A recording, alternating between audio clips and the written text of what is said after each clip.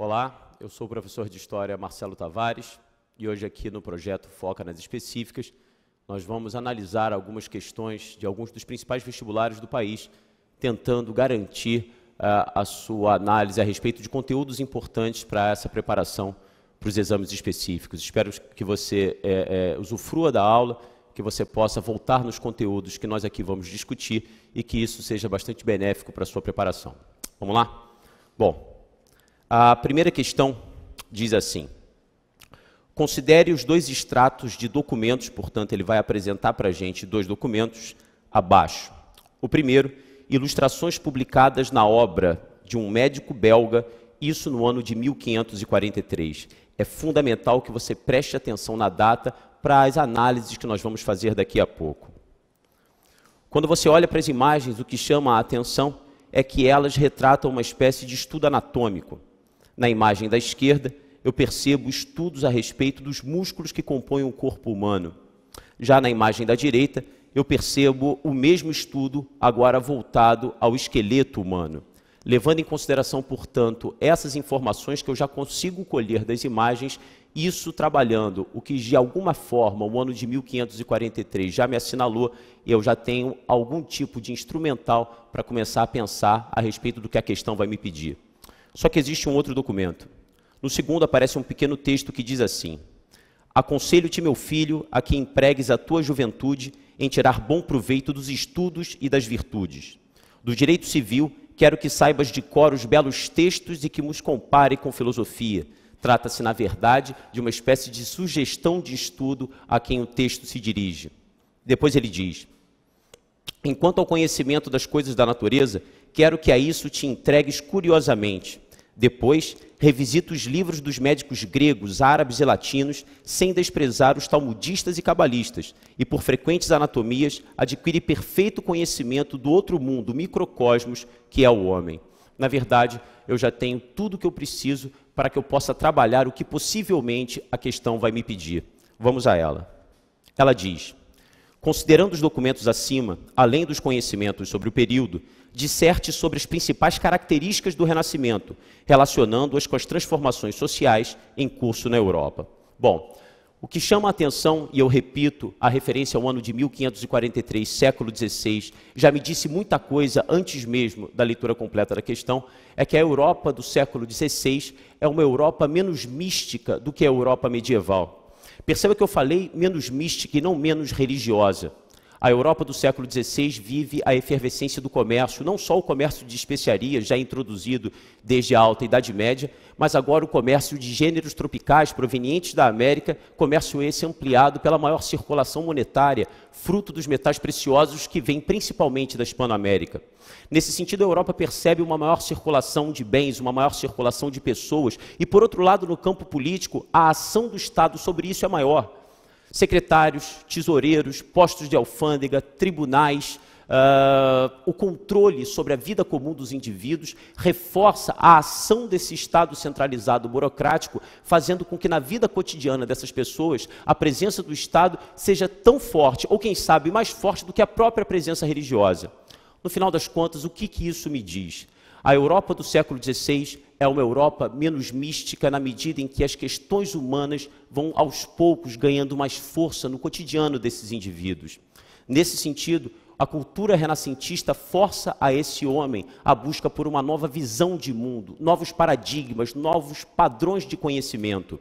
O teocentrismo medieval, fruto da hegemonia religiosa, vai sendo substituído por outros princípios que exaltam o homem como verdadeiro agente de ação no mundo. Nesse sentido, a cultura renascentista vai fazer a ode a princípios como o antropocentrismo, o homem como centro do universo, a medida de todas as coisas, o individualismo, a exaltação da ação individual e principalmente o racionalismo, a razão como instrumento perfeito de conhecimento sobre o mundo para além dos ditames religiosos.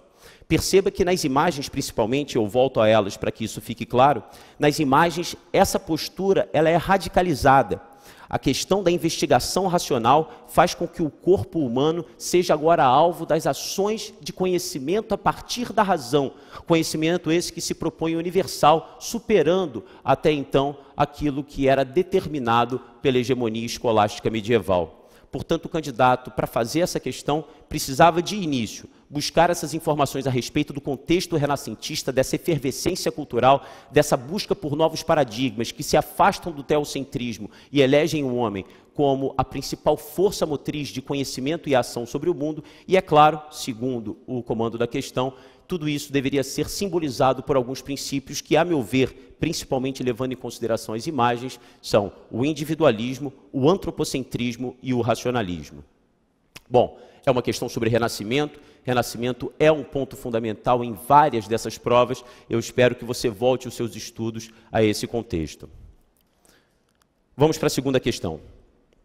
A segunda questão, a meu ver, é uma das mais interessantes dentro desse módulo que hoje nós vamos fazer. Perceba que a questão já apresenta duas imagens. Na imagem da esquerda, eu vejo um jogo de xadrez. Muitos de vocês devem conhecer o jogo de xadrez. É, na verdade, um jogo tradicional, um jogo milenar. Estamos falando do contexto do século XI para o século XII, em que o xadrez ele começa a ser difundido na Europa.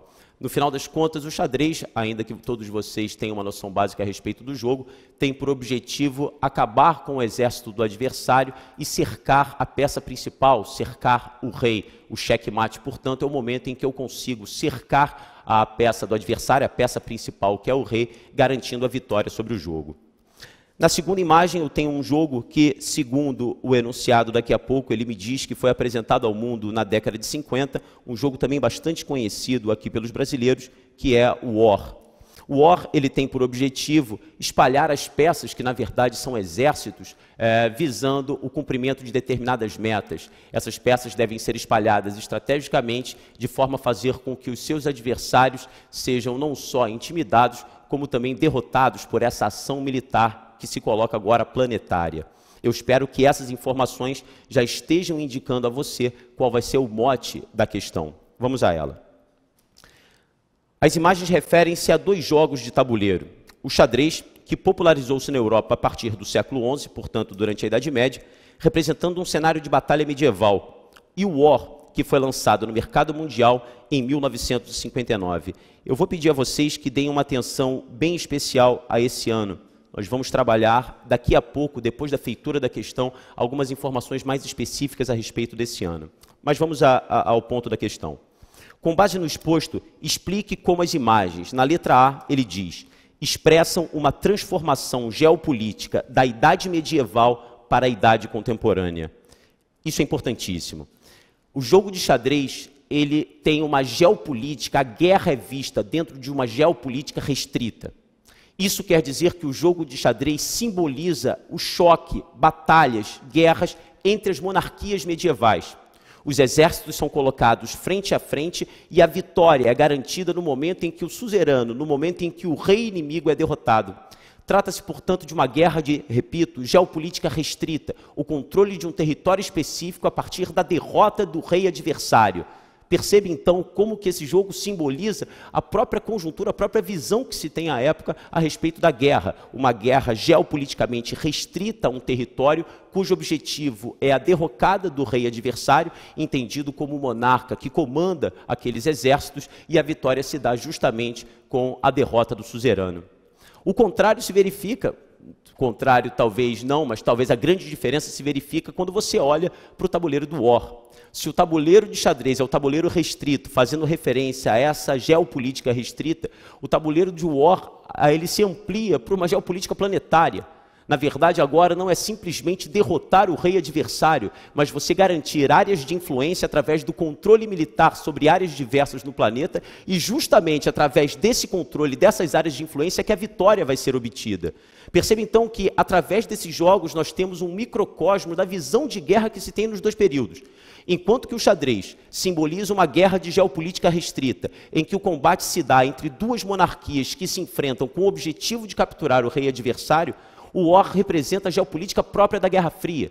Dentro de um contexto da bipolaridade entre Estados Unidos e União Soviética, a Guerra Fria, esse conflito político, militar e ideológico que perpassa boa parte do século XX, principalmente, efetivamente, depois da Segunda Guerra Mundial, essa questão planetária de busca por áreas de influência se torna efetivamente a grande meta, sendo a busca por áreas de influência uma das características mais marcantes da Guerra Fria. Portanto, quando a questão fala sobre a explicação a respeito dessas transformações geopolíticas da Idade Medieval para a Idade Contemporânea, o candidato deveria frisar a ideia de que, na Idade Média, a guerra ela tem um espaço geopolítico restrito, sendo trabalhada em cima do choque entre duas monarquias com o objetivo da derrota do rei adversário, enquanto que já na Idade Contemporânea, principalmente no contexto da Guerra Fria, a guerra ela assume dimensões geopolíticas planetárias, em que a busca por áreas de influência se torna uma espécie de estratégia fundamental de vitória daquele exército, que no caso da Guerra Fria, de uma das duas superpotências.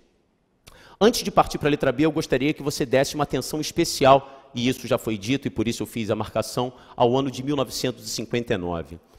A Guerra Fria, que você sabe, e repito, é um conflito político, militar e ideológico entre as duas superpotências vitoriosas após a Segunda Guerra Mundial. Ele é caracterizado não só pela corrida armamentista, ponto bastante batido, que eu tenho certeza que vocês já trabalharam, mas também pela busca por áreas de influência e pela participação das duas superpotências em conflitos regionais, em conflitos periféricos. O ano de 1959, por que não, a própria década de 50, ela é uma representação perfeita dessa ideia. Eu queria que você fizesse aí no seu esquema, no seu caderno, uma rápida revisão dos pontos que podem ser trabalhados em cima do contexto da Guerra Fria na década de 50. Eu te proponho 3 episódios. No início da década de 50, você tem a Guerra da Coreia. Em 1950 para 1951, tem início aquilo que eu considero um dos conflitos mais marcantes e sintomáticos da Guerra Fria. Você lembra que os norte-coreanos eles ultrapassam o paralelo 38 graus, invadindo a Coreia do Sul, atraindo a atenção posterior não só da intervenção norte-americana, como também depois da intervenção chinesa. Então é um conflito que começa como um conflito regional numa área periférica, o Sudeste Asiático, e acaba se tornando um conflito de amplitude maior, envolvendo não só os Estados Unidos, um dos lados da bipolaridade, como também a China, que desde 1949 assumira o socialismo com a vitória da Revolução comandada por Mao Tse-tung. Não bastasse a Guerra da Coreia, que sozinha já garantiria importância à década de 50, eu peço que você marque no seu esquema também a importância da independência da Indochina. A Indochina, no Sudeste Asiático, era uma área controlada pelos franceses, isso desde o imperialismo no contexto do século XIX. Agora, depois da Segunda Guerra Mundial, movimentos nacionalistas sob o comando do líder nacionalista Ho Chi Minh acabam gerando conflitos sucessivos ao longo do início da década de 50. Em 1954, a vitória de Ho Chi Minh é consagrada na famosa Conferência de Genebra. Nessa conferência, a Península da Indochina será dividida pelo paralelo 17 graus, e aí perceba a semelhança com a questão coreana, né? A divisão do mundo, a bipolaridade sendo marcada por essas fronteiras ideológicas, o norte do Vietnã sob o controle de Ho Chi Minh assumindo o socialismo, e o sul do Vietnã, um país independente agora, o Vietnã do Sul, sob clara influência norte-americana. Perceba então, Guerra da Coreia, independência da Indochina, não confunda a independência da Indochina com a Guerra do Vietnã. Na verdade, a independência da Indochina é o conflito relacionado à independência da região frente ao imperialismo francês. E, para finalizar, em 1959, aí o ano é direto, estamos falando da Revolução Cubana, da vitória dos guerrilheiros de Sierra Maestra, comandados por Fidel Castro e Ernesto Che Guevara. Perceba então a importância da década de 50 para esse contexto, para essa discussão envolvendo a geopolítica da própria Guerra Fria. Eu espero que você consiga fazer essa relação, claro, levando sempre em consideração o próprio tema da questão, na minha opinião brilhante, a respeito do jogo War. Mas vamos à letra B, ela é bem mais simples. Na letra B, o cara pede para que você explique como as imagens referem-se a uma prática comum às idades, tanto medieval quanto contemporânea. Se você der uma olhada novamente nas imagens, 2 práticas são muito claras. De início, a prática do jogo. Na verdade, estamos falando de 2 jogos, jogos de tabuleiro, o jogo de xadrez e o tabuleiro do War. Então, a prática do jogo é uma prática comum às 2 sociedades, como também a própria prática da guerra. A guerra significando a estratégia fundamental da resolução de conflitos. Isso se dá tanto na Idade Média quanto na Idade Contemporânea. Com isso, você responde a letra B. Vamos para a terceira questão. A terceira questão da Unicamp pede para que nós analisemos um gráfico. Ela diz assim: observe a distribuição de custos dos camponeses franceses em percentual da colheita às vésperas da Revolução de 1789. Esses custos referem-se ao arrendamento da terra, ao custo das sementes e aos impostos pagos ao rei, ao senhor da terra e ao clero. Eu peço a você que continue a olhar para o gráfico, levando em consideração que o 100% todo refere-se à própria colheita como um todo. Perceba que cerca de 65% dos frutos dessa colheita não ficam com o camponês. Na verdade, o camponês ele fica com um pouco mais de 30% na medida em que todo o resto é distribuído na forma de impostos, tanto ao rei quanto ao senhor da terra, ao clero, o pagamento pelas sementes e ao arrendamento da terra. Eu peço a vocês que deem uma atenção específica a essa conjuntura campesina da França às vésperas da Revolução Francesa, na medida em que esse caráter campesino ele é determinante para o próprio estourar da Revolução, ainda que, a meu ver, por vezes ele seja marginalizado. Às vésperas da Revolução, cerca de 85% da população da França vive no campo. Desses 85%, é verdade, há alguns proprietários que conseguem até auferir alguns lucros com o resultado da colheita. Falo proprietários, mas juridicamente eles não são proprietários, eles são arrendatários.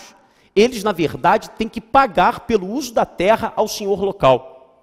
Mais ainda, esses que conseguem, de certa forma, auferir alguns lucros, são minoria. A maioria é o camponês paupérrimo, que tem apenas o seu casebre e a própria força de trabalho, que emprega nas terras do senhor como forma de garantir sobrevida.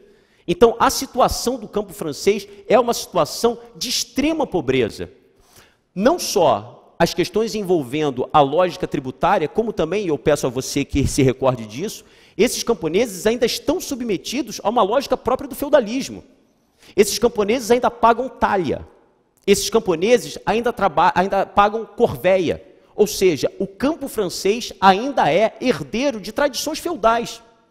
Antes da questão, eu peço a você duas análises. Análise número 1, na minha opinião, determinante. Faça no seu esquema uma comparação entre o campo inglês e o campo francês nesse contexto de meados para os finais do século XVIII. O campo da Inglaterra, desde o século XVII, vinha experimentando o processo de cercamento dos campos. O cercamento dos campos garantiria a ação sobre o campo de forma a transformá-lo numa mola propulsora de ganhos e lucros. A mão de obra no campo inglês já começa a ser assalariada desde o século XVII. Essa mão de obra assalariada é mais produtiva. A produção ultrapassa os limites de subsistência e passa a atender a um mercado consumidor interno e depois externo. Isso faz com que a Inglaterra possa superar e contornar crises climáticas que acontecem na Europa ao longo do século XVIII. O mesmo não acontece com a França. A França, herdeira de tradições feudais, com o campo ainda voltado à subsistência, não tem condições de contornar essas crises climáticas. Prova disso é que a França vai experimentar, nesse contexto, uma gravíssima crise de fome. O segundo aspecto que eu peço a que você dê uma atenção especial seria a ideia envolvendo a carga tributária. Os impostos pagos pelo camponês, pelo terceiro estado, fazem referência a uma das principais reivindicações do terceiro estado em relação aos grupos privilegiados, clero e nobreza. Sem dúvida que todos esses fatores vão fazer referência ao eclodir da Revolução. Letra A. Ele pede para que você relacione os dados apresentados com as condições vividas pelos camponeses na França do final do século XVIII. É exatamente o que trabalhamos. Você deve falar, portanto, na resposta, que cerca de 65% dos rendimentos do camponês não ficam com o camponês, mas são distribuídos na forma de impostos, marcando a pesada carga tributária que amplia e exacerba a situação de pauperização experimentada por esse homem camponês. Letra B. Por quais motivos a questão econômica foi um elemento importante para o terceiro estado durante a Revolução Francesa? Aí uma rápida recapitulação. Você sabe que, diante da grave crise econômica experimentada pela França, crise econômica essa que tem uma série de fatores. Às vésperas da Revolução, a França era a maior dívida externa da Europa. Às vésperas da Revolução, o tesouro francês está em frangalhos. E, apesar disso tudo, é o terceiro estado que coloca nas costas a carga tributária. Com o objetivo de superar esses problemas, o rei Luís XVI convoca um parlamento que não era convocado há mais de 100 anos. Esse parlamento, conhecido como os Estados Gerais, deveriam decidir a respeito da mudança ou criação de novos impostos. Inclusive, era ventilada a possibilidade de que impostos fossem cobrados sobre a nobreza e o clero, grupos até então privilegiados. No final das contas, os deputados se reúnem em Versalhes deputados representando o primeiro estamento, que é o clero, o segundo, que é a nobreza, e o terceiro estamento, o povo. Lembre-se sempre que, quando eu falo povo, estamos falando dos grupos não privilegiados, a burguesia está inserida aí. Pois bem, apesar do número de deputados do terceiro estado ser praticamente o dobro do somatório maior, não chega a ser o dobro, mas maior do que os deputados do clero e da nobreza juntos, aquele era um jogo de cartas marcadas, porque dentro dos Estados Gerais o voto era por estamento. Então, na hora da decisão de impostos, os interesses do terceiro estado seriam marginalizados sempre sob o placar de 2-1. No final das contas, os deputados do terceiro estado se revoltam e se instauram em Assembleia Constituinte, exigindo só sair de Versalhes no momento em que a França tivesse uma Constituição. É nesse contexto, portanto, que os deputados do terceiro estado vão se debruçar sobre a questão econômica, exigindo a igualdade jurídica, exigindo a liberdade e o direito de propriedade, de forma a desonerar o terceiro estado e, portanto, a questão econômica seria um ponto central dessa discussão envolvendo a lógica revolucionária.